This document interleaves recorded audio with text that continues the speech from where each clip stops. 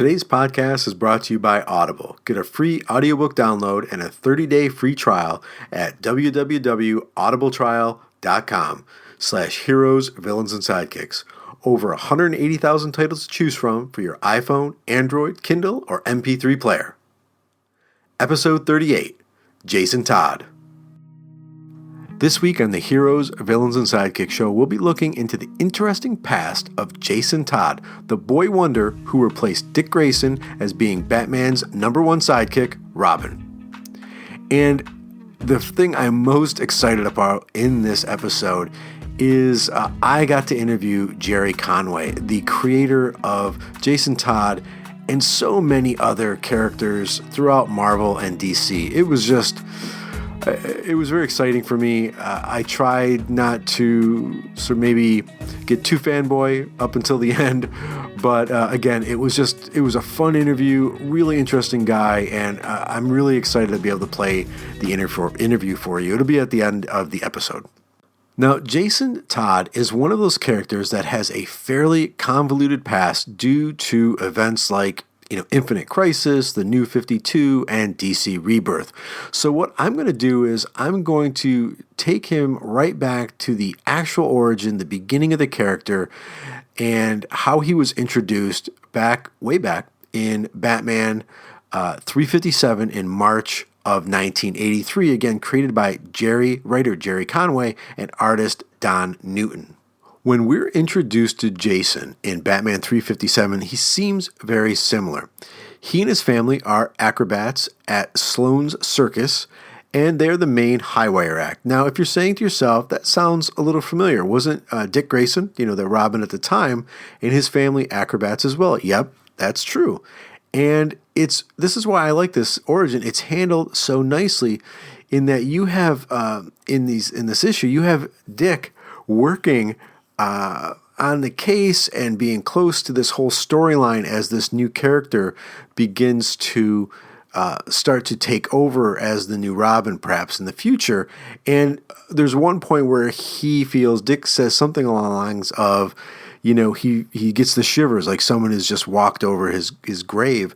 And it's because the similarities that are happening between the two origins are unnerving. And, they lean into it. They don't sort of, ignore it like it's not there. It's done purposefully. And that's what I really liked about it. I went back and reread Batman 357 through, God, I think I kept going way farther than I should have. That's why these take me so long. I end up reading and reading and reading. So it was really interesting to see how this character came about. Again, one that I think I know because I'm remembering more of him after Crisis, and we'll get into that in a little bit. And that's one thing I like to do with these shows is I forgot a lot about how the character was actually introduced. I was used to the sort of brat version that we're used to after Crisis. But this version of Jason is much, much different. So again, you might say that, this was, an easy way out to create the character, that it's very much like Dick Grayson. But, to me, it was necessary. Here you're creating this new character that is really taking over for, you got peanut butter and jelly, you got Batman and Robin. These two characters go together. This is a staple in comics. So you really want to ease the public, us, into it. And I really enjoyed rereading these after so long because they really hold up. But, even though there's some similarities, the way they pull off the origin and the introduction of the character are really, really interesting. So here's a couple things that I had forgotten, or one thing that I forgot, not so much the main origin, but I had forgotten that he was actually blonde, that Jason was actually blonde, and it wasn't until he started to be Robin much later down the road than when he was introduced that he dyes his hair black. So that was interesting. I had forgotten that he was, blonde.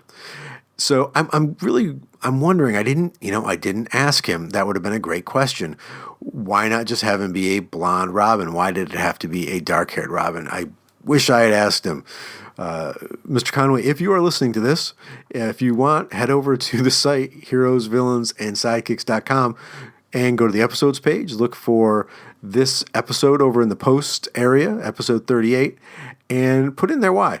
Put a little comment in there. If not, if you don't have a chance, I totally get it. But I wish I'd asked that question. That would have been a good one. I need to make notes before I do these interviews. But he was blonde, and of course, he dyed his hair. Now, how does he get wrapped up in the whole Bat world? So there's some things happening, and there's a new bad guy in town, and Dick, who has, an affinity with circuses and whatnot, he actually approaches, and there's some bad stuff going down around the circus. Dick actually approaches Jason's parents and asks them to do a little bit of spying, do a little bit of intel for them. And he's in his Robin persona at this point. He's not going to them as Dick Grayson. And things start to go sideways fairly quickly. And I guess when you bring people who aren't, they shouldn't be in that world to begin with, and he does it, and he realizes his mistake. So he wants to keep Jason safe, so he takes him to Wayne Manor as Dick Grayson, because he knows him as Dick Grayson as well, and has Alfred watch over him. Now, at the same time, Batman is being detained by the Joker and an entire rogues gallery that the Joker put together to, do some dastardly plot. So really, Robin and Batgirl are on their own. So now back to where things start to go sideways. The bad guys that the Todds are following is another character that Conway created. And actually, in that issue, if you were to pick up this issue, 357, you get a twofer as far as first appearances go. You get Jason Todd, and you get the bad guy they're following around, Killer Croc. So Croc, he knows he's being followed. He lays a trap, and as you know, Croc can be vicious. And, of course, they're caught, and we know what's going to happen.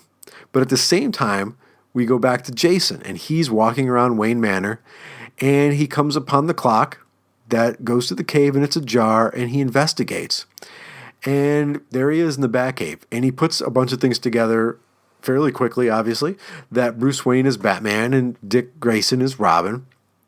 And, he wants a part of this life, and he sort of cobbles this superhero outfit together, and he's looking at himself, and the Batmobile pulls in, and he wants to take advantage of this opportunity, this golden opportunity to maybe become a hero, to live this life. And,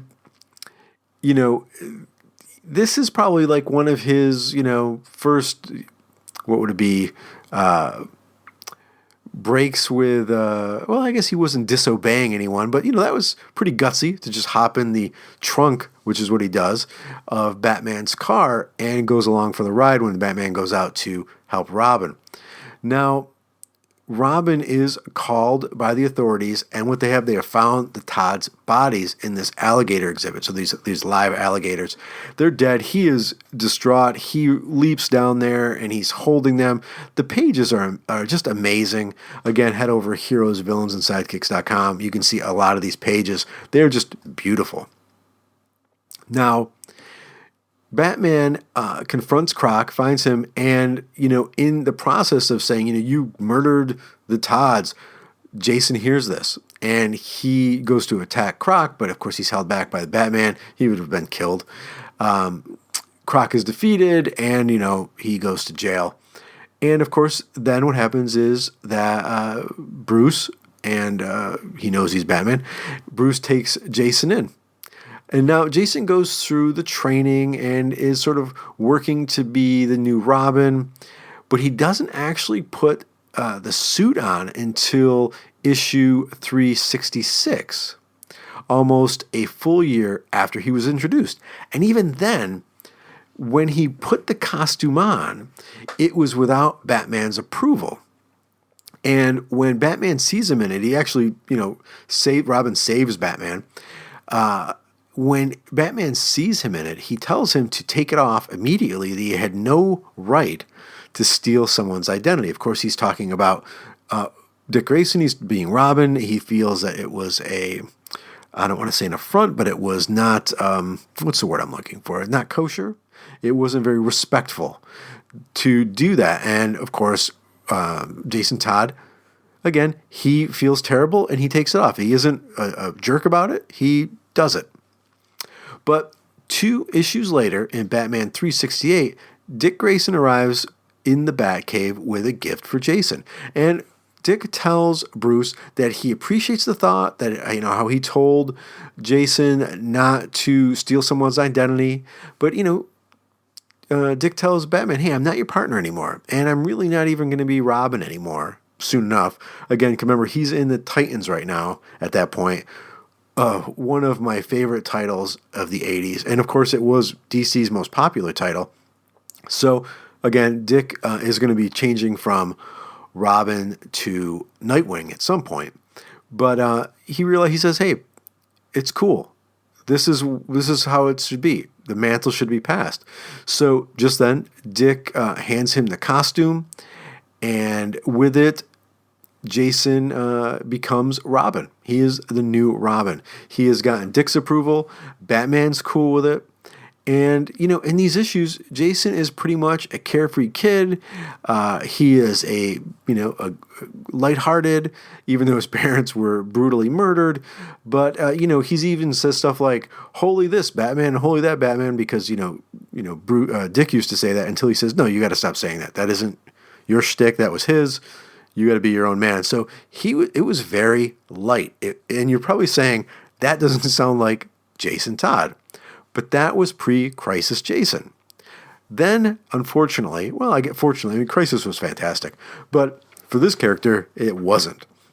So after Crisis, like most characters, Jason's origin was revamped in 85.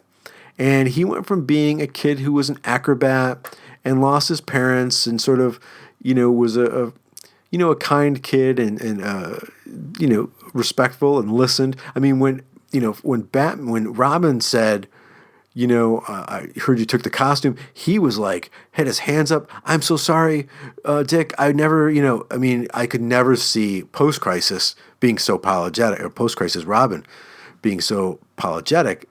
So now the new Robin, post-crisis, Batman actually meets him when the youth is trying to steal the Batmobile's wheels. And I have to say, I remember reading this and just finding it ridiculous that a kid would be trying to, like, a 14-year-old would be trying to, whatever. I'm usually not critical, but I remember thinking this is silly. Now, this Jason Todd bumps into Batman a few times. Batman tries to get him some help.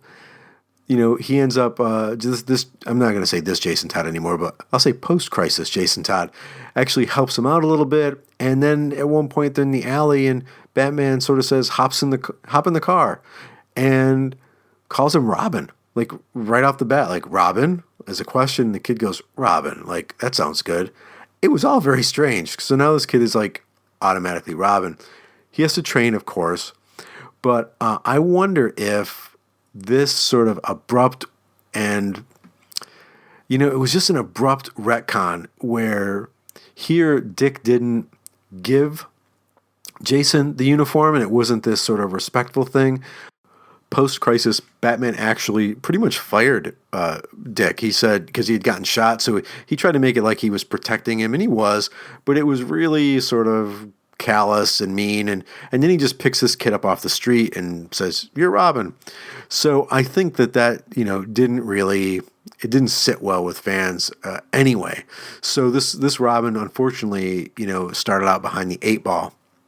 And I have to say, I never really cared for this Robin either. And I guess to say that a lot of people didn't like him is, mild. Now, no one I shouldn't say no one liked this Robin. That might be too harsh. But we do know at least 5,343 people really didn't like him because they voted for him to be killed.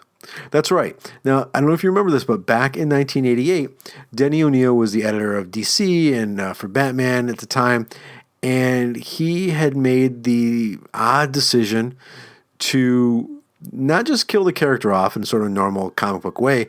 He decided to leave it up to fans. And yeah, you could actually call in. It was a number. And if you were not a fan of Jason, then you would call a 1 number. And that number would be to say, get him killed. 555, kill Jason. That wasn't it, but let's just say it was. And if you wanted him to live, you'd call 555, Jason lives. Again, I'm making those up. And I have to say, I did call the number to have him bumped off. And the final vote was, and the police are coming to get me. I don't know if you can hear that because they heard what I just did. But the final vote was 5,343 votes to have him killed, and to 5,271. And that's only a slim margin of 72 votes. That's it, the difference. And apparently there's been some controversy that Denny O'Neil mentions in a few interviews, where he had heard that there was a guy in California who had sort of like a crude sort of like robo-dial thing set up to vote for him Jason Todd to be killed a number of times. And it's so funny because you see this and you say 5,000, the numbers are so small. Can you imagine if they did this now on any social media, even Twitter or Facebook, whatever?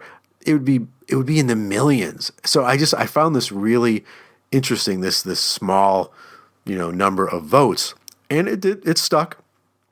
And so in the Death of a Family storyline, written by Jim Starlin and penciled by Jim Aparo, we witnessed Jason Todd being beaten to an inch of his life in just a brutal attack by the Joker. I mean, Jason was tied to a chair, and the Joker just beat him with a crowbar while he cackled. And Batman couldn't save him. I mean, Batman was on the scene, the Joker was gone, and the building just exploded, and Jason was killed. And then we see it. It's this, the iconic page, and you've probably seen it. If not, head over to the site. There's Batman carrying the lifeless body of Robin from the rubble. And now DC actually was ready. They had an inked page where Batman was exclaiming, same pose, he's alive. And again, I've got that page over, I found it somewhere online, over on the Heroes, Villains, and Sidekicks.com site. And, even though, this all happened, and even though people didn't like this new Robin, DC took a lot of flack, a lot of hate mail for killing off this character. And some of it was the fact that they just did it in such a brutal way. The crowbar, he's a kid, and he's getting beaten in the head with this crowbar and then killed.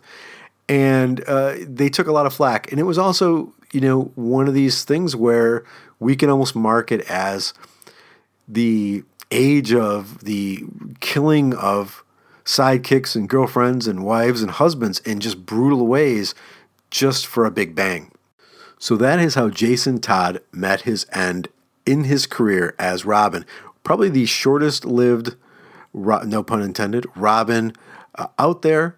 But of course, his story didn't end there. And again, if they can bring Bucky back, they can bring anybody back.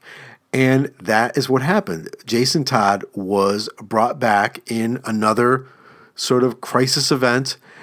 And in the early 2000s, he was brought back. And I was debating, am I going to talk about the resurrected Jason as the Red Hood in this episode or another? And I decided to do it in another episode. I mean, Jason did die, he was brought back, and he became something else. So I feel that the persona of Jason as Robin and the persona of Jason as the Red Hood are two different things. So I will be doing a Red Hood episode, but now we're just going to end the origin of Jason Todd here, and we're going to get into this really fun and fantastic interview with Gerry Conway. Now, I don't mean to say fantastic as in I'm a fantastic interviewer. I've already thought of 5 questions I should have asked him. I just mean he's a really interesting guy, and he says some fantastic things, and he was so kind to, take a 45 minutes, an hour out of a Saturday to talk to me. I really appreciated it. Now, Gerry Conway has had a long and varied career in comics, working for both Marvel and DC, working on iconic storylines such as the death of Gwen Stacy, and he has created some of the most iconic characters in both universes. I mean, if the Gwen Stacy thing wasn't enough, here's a short list of characters he created. Of course, Jason Todd, Firestorm, Killer Croc, Vixen, Vibe, and the Punisher. So if writing the death of Gwen Stacy storyline, of course, and all the other things, all these amazing characters he created, the man is a living legend in comic books. And without further ado, my interview with Gerry Conway. So I'm talking with Gerry Conway, and of course the episode today this week was about Jason Todd. And of course I thought, who else better to talk to about Jason Todd than the creator of Jason Todd himself, Gerry Conway. Well, hi. And it's a beautiful Saturday where I am. I don't know, how's it out there where you are, Gerry? Oh, it's pretty gorgeous out there, here, yeah. Very nice. Yeah, and we're both sitting in front of computers. Well, I've been out, so it's yeah, I got to go for a run today, so I'm just sort of getting sore sitting in this chair talking, working. But so we're doing the show on Jason Todd, who's always been, of course, Batman's a huge favorite of mine, and you have written, obviously, Batman title, you've written Detective, and, in creating Jason Todd. When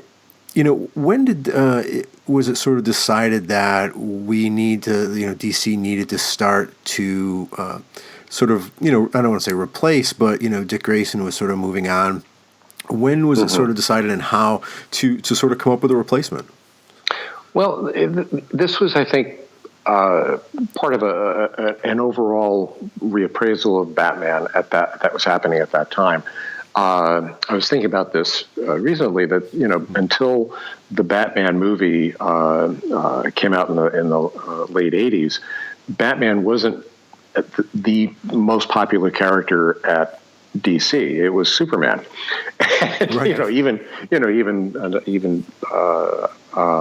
at that time, after the TV show. So we were sort of like, there were different directions the character was going. There was the darker stories, the detective stories, the death trap stories that Denny did, the supervillain stories that I like to do. And then I got the opportunity to write the character almost exclusively for a couple of years. And as part of that, I started thinking about what kind of Batman stories do I want to tell, and what's the best way to tell those stories. And I always liked the early 60s Gardner Fox, Carmine Infantino era. And that is very much Batman and Robin. And at that point, Robin really wasn't playing very much of an ongoing role, and he was also an older character. Dick Grayson was being established as a late teen in Teen Titans. And so his relationship with Batman was changing in any event. There'd been a lot of stories that were dealing with the conflict between them and, hinting at things weren't the way that they used to be. And I thought, if you're going to have Batman with a sidekick, it's the mentoring role aspect of it is a big part of it. And there's also the wish fulfillment aspect of younger kids. This was before comics were completely dominated by, late teens and mid-20s and early 30s as the readership. But right. At that time, we were still thinking you could get a kid, to read a comic book. And I thought, well, Robin always was sort of my way into that character. So let's try is there some way to reboot Robin and have a new Robin that would replace Dick Grayson? This coincided with what was going on with Dick Grayson in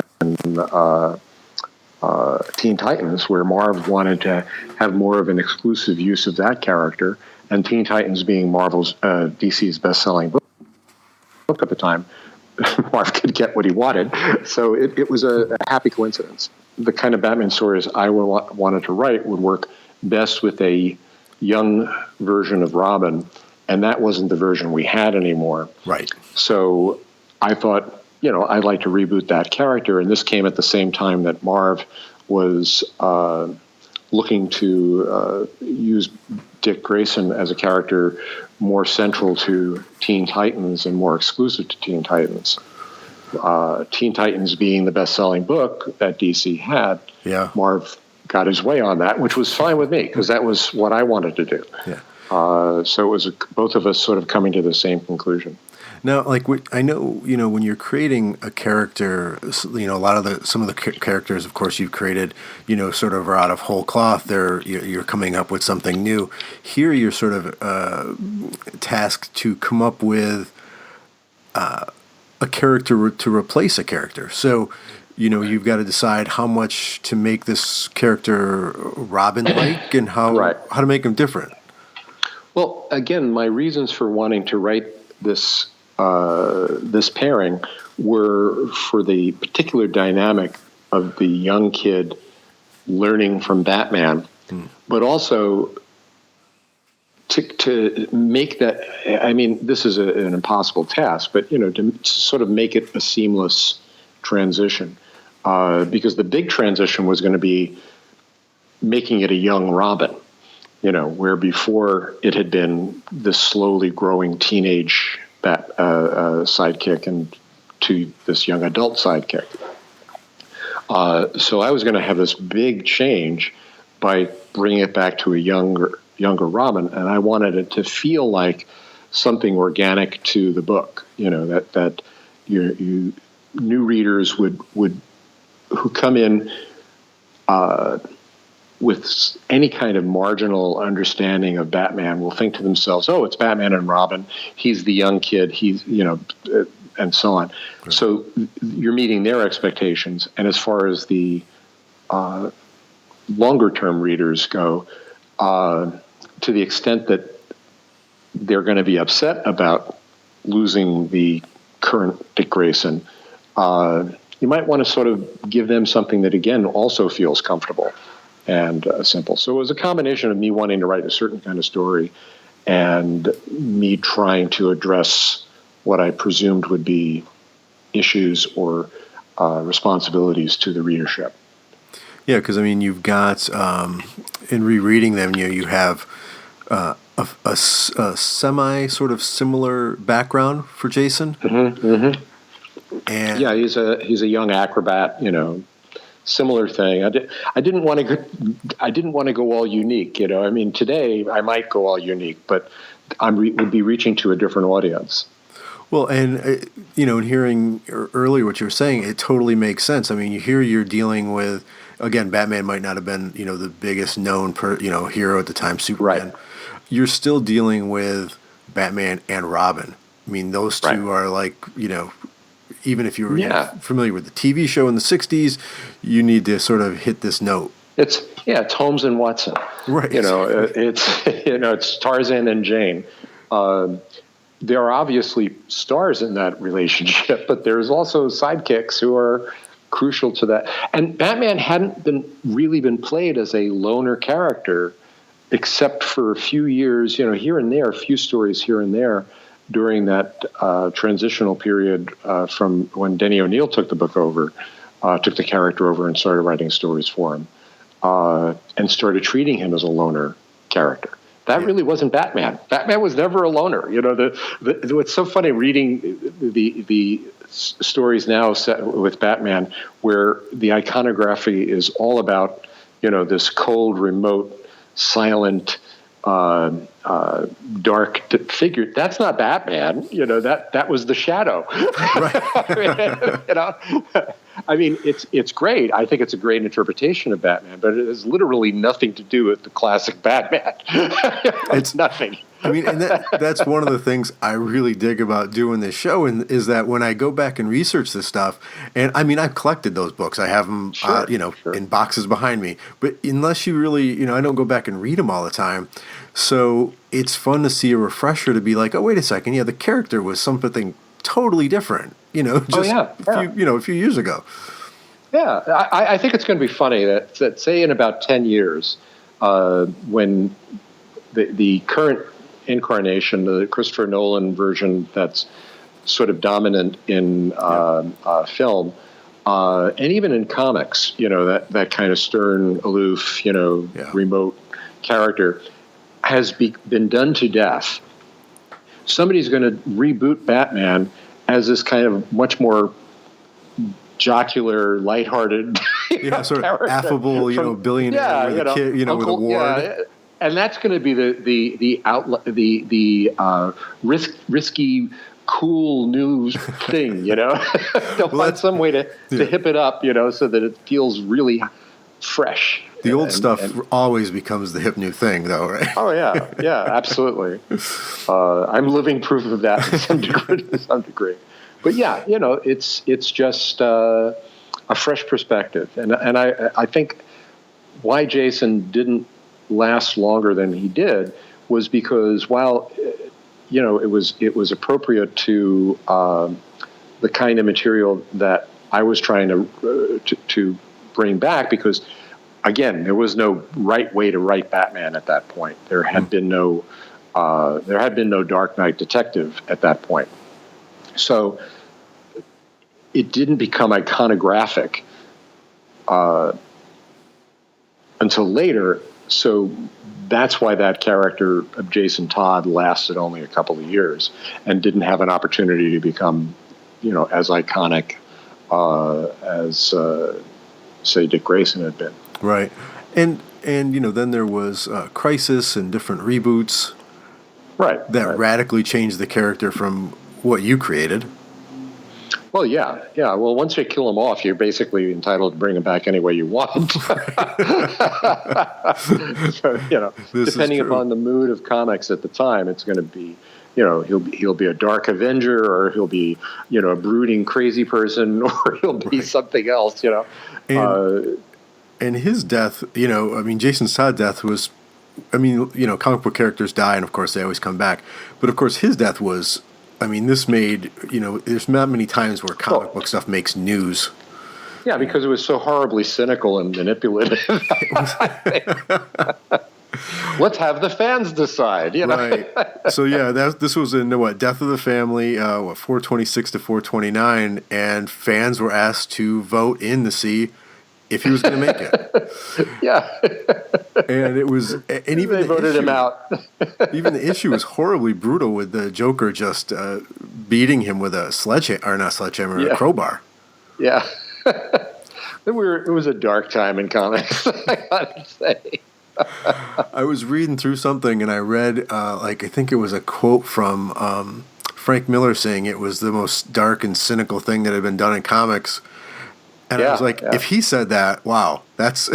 Well, the thing about Frank was that Frank wasn't being cynical as a creator. Right. He honestly was expressing views that he had. So his art was, he may have cynical views, but the production of his art was not done in a cynical way. The production of this storyline was totally cynical. Right. That's what he was. Yeah, totally. That's what he meant. Yeah. Yeah. And then it also led to the one-upsmanship of the woman in the refrigerator movement. Where every hero has to have a sidekick or a friend die, and it has to be done in the most cruel and imaginatively horrible way possible. That's right. So to escalate their grief and their rage. Yeah. Is that where we can really start to pinpoint a sort of a really dark turn in? I think so. Yeah. To some degree, you could go back and say it was the Gwen Stacy death, that I wrote. Right. Yeah. But the whole point of that death was about hope. How do you regain hope? How do you, heal from this kind of thing? But that wasn't, we didn't play the death for sadistic purposes. Oh, yeah, no, I never got that vibe off of that. Yeah, but what ended up happening, I think, the desperation, and this is, again, partly why there's this huge difference between the Batman of the era that I wrote in and the Batman just a few years later, is that the direct sale market really took over the selling of comics between those two eras, and once you start having to feed that particular law, it's all about one-upsmanship. Yeah. It can't be about developing stories that reach the largest possible audience, or even bring people in.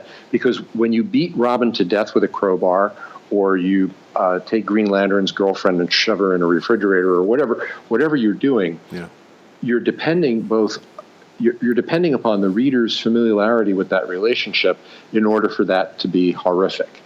Because it's horrific on its own level, and it's just gross.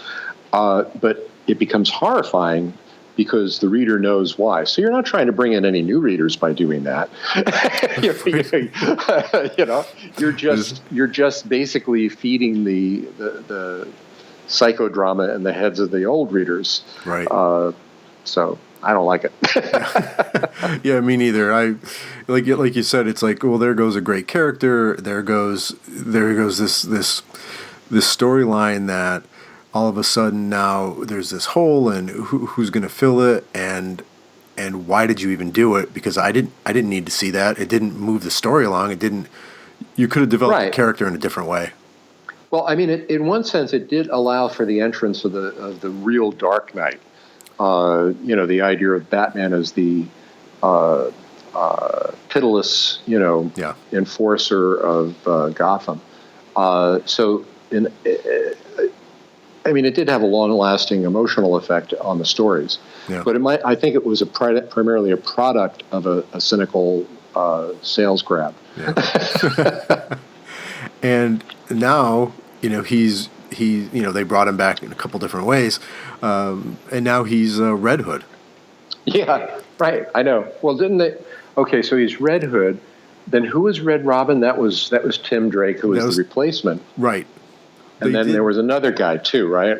Yeah. And then, they did do like not an Elseworld, but they did. Who wrote that? I think Alan Moore wrote that. That Superman title with Mongol, where he got everything you wanted. I can't remember the title of it. And they did some Other Earth or other timeline where Jason Todd was actually I think Red Robin or something like that. Yeah. But, I don't know. it's I tell you, he's a hard character to keep track of. They've done a lot of stuff with him. Yep. Over the years, he's why the other reason I wanted to do this. He's one of my son's favorite characters. In the new incarnation, he doesn't know him as Red Hood ever being Robin, and I told him that the other day, and he's like, "Well, no, he's not. He's never Robin." And I said, "Yes, he was." So I had to show him the back issues. It was pretty funny. Well, it works for them. So God bless them. Well, what's it like seeing a character over like this many years sort of just change? I mean, is it something that you take note of, or in passing? I notice it when I come across it. Either I don't follow the character. I don't follow characters that I create after I leave the books, because I figure, people are going to take them in directions that are different from the direction I might have taken it. Right. And, I took Spider-Man in a direction different from what Stan had taken it. So I can't really hold on to it. Right. But when I do see things like, I did notice when they killed Jason off and the manner in which they did it, which I took personally because, I created the character. But then, after he's reappeared in different forms, it becomes kind of interesting just from how would you have figured that would have happened sort of thinking. It's like, you killed this character off because you weren't interested in him, and now you're interested in him. So that's interesting. Yeah. It's kind of like the reverse of what we were talking about earlier. It doesn't bring new fans in, but it makes us happy. It's like, well, who's this under the hood? It's Jason Todd. Oh my God!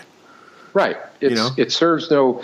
It may actually. It's one of those things where, yes, it's fine to make fans happy for that reason, because you give them a little extra something. As long as the character is standing on his own 2 feet and is worthwhile to a new reader, then that's cool too. Yeah. Well, Gerry, I want to thank you for, again, taking the time on a Saturday to talk to me about these two great characters. And you're welcome. I've loved I've loved your work for a very long time, so this was a definite honor to be able to talk to you today. Oh, well, thank you. And I'll talk to you soon. All right. Thanks a lot, Gerry. Bye-bye. All right. Bye-bye. Well, I hope you enjoyed listening to that interview. It was so much fun to do. And if you notice, we didn't talk about The Punisher. So we're going to have, I'm going to do an episode. I'm working on a script for a Punisher episode, and I'm going to play that segment where we talk about The Punisher then in a future episode. But again, just a great episode, or a great interview. It was so exciting to talk to him, and such a great guy to take the time. Well, I want to thank you for listening to this week's show. Again, head over and check out the post for the show over on the episodes page, where I've got images and different types of media. I think there's some videos I'm going to be putting up. And there you can also listen to the show, or better yet, head over to iTunes and subscribe and leave a review if you get a second. Now, reviews help sort of move up the ranks, which helps more people learn about us. So if you have a spare 30 seconds, head over to iTunes and please leave a review. And if there's any character you want to hear about from TVs, movies, comic books, whatever, head over to the site, heroesvillainandsidekicks.com, and right at the top of the page, there's a microphone. Click on it, you can leave me a message, and we'll put it on the show, so you'll be on the show. It's really fun. Again, I want to thank you for listening. I'm Kevin Volo. This is the Heroes, Villains, and Sidekicks Show. We'll be back next week with more. Take care.